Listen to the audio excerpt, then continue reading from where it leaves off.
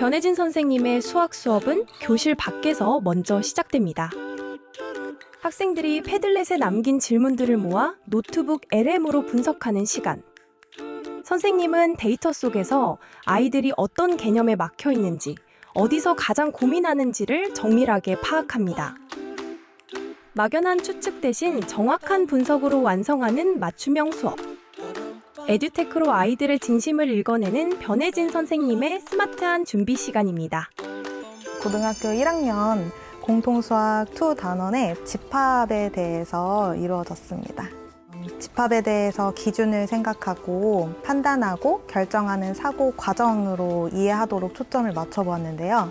그래서 교과서 속 예제뿐만 아니라 실제 본인의 상황에 대해서 집합을 정의하고 그 정의한 집합의 성질을 가지고 탐구하는 방식으로 수업이 이루어졌습니다. 네, 오늘 집합에 대해서 배워보기로 했죠. 사실 우리 지난 수업 때 집합의 연산에 대해서 배웠는데 여러분들이 올린 질문을 보니까 특히 이제 집합에 대한 기준 설정, 그러니까 집합의 정의와 교집합을 구하는 것에 대해서 질문이 많이 올라왔더라고요. 자, 여러분 모두 우리 수학학습방 패들렛을 한번 들어와 볼까요? 자, 오늘의 주제는 7반 자리 배치 제안서입니다. 자, 우리 요 학급에 있는 우리 친구들을 각각의 원소라고 생각하고 요 원소들을 분류해보는 작업을 할 겁니다. 우리 한번 모둠별로 우리 모둠이 생각하는 가장 합리적인 자리 배치에 대해서 한번 제안서를 써보도록 할 거야. 자, 그럼 먼저 요 아이스 브레이킹이라고 된 요 탭을 한번 들어가 보도록 합시다. 자, 자리 배치를 그냥 아무 기준 없이 친한 사람끼리 앉읍시다 라고 하면 어떤 문제가 생길지 거기 자유롭게 한번 써보도록 하세요. 오늘의 수업은 지난 시간 학생들이 남긴 질문에서 출발합니다. 우리 반 자리 배치 제안서를 주제로 실생활의 문제를 인식하고 이를 해결하기 위한 토의를 시작합니다. 공유된 화면 위에 학생들의 생각이 하나 둘 쌓입니다. 평소 말수가 적던 학생들도 부담 없이 자신의 생각을 꺼내기 시작합니다. 이 과정에서 분류를 위한 명확한 기준이 필요함을 자연스럽게 인식합니다. 자, 그럼 우리가 한번 모둠별로 자리 배치 조건으로 괜찮은 조건들을 한번 생각을 해보자.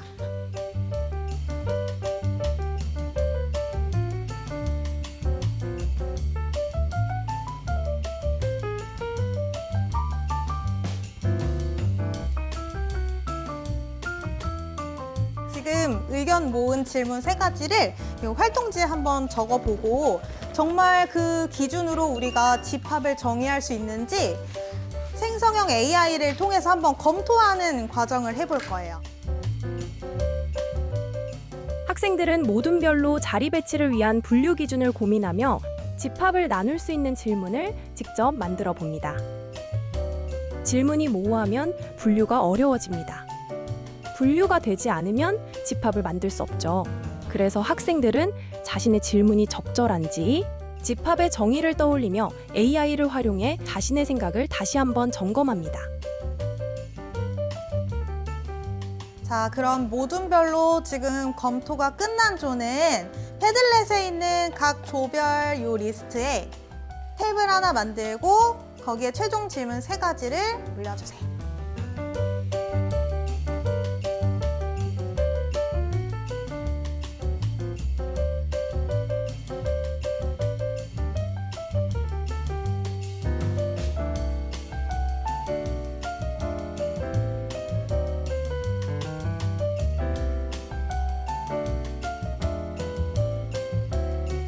자, 이 질문에 대한 우리 구글 시트를 만들어서 우리 25명에 대한 설문조사를 하고 그 결과를 한번 분석해 보도록 합시다.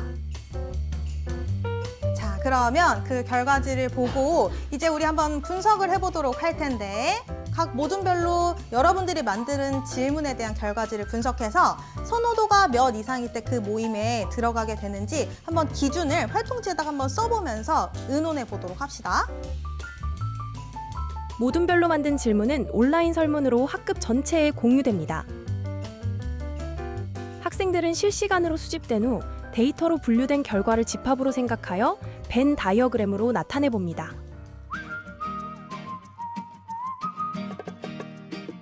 세 개의 질문을 하면은 공부에 흥미가 많이 없거나 소극적인 친구들은 전부 다 아니요라고 대답해서 자, 지금 활동지를 다 채운 친구들은 패들렛에 있는 벤 다이어그램으로 표현해보기. 자, 여기다가 들어가서 여러분들이 활동지에 썼던 내용을 여기에 옮겨주세요.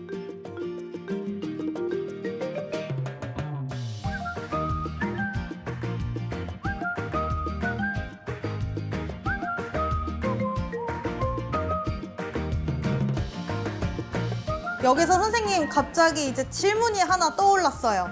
자, 이 교집합에 들어가는 친구들은 어떤 기준으로 우선순위를 두고 자리에 앉힐지를 한번 논의해 보도록 합시다. 지금부터.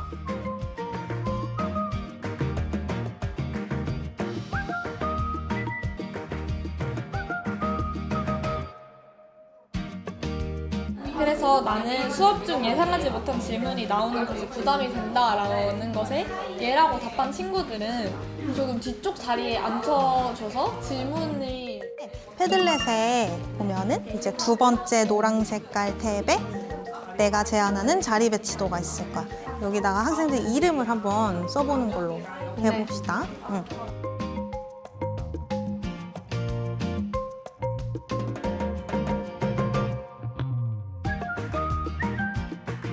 이제 완전 끝쪽에 앉는 아이들, 옆쪽이랑 뒤쪽.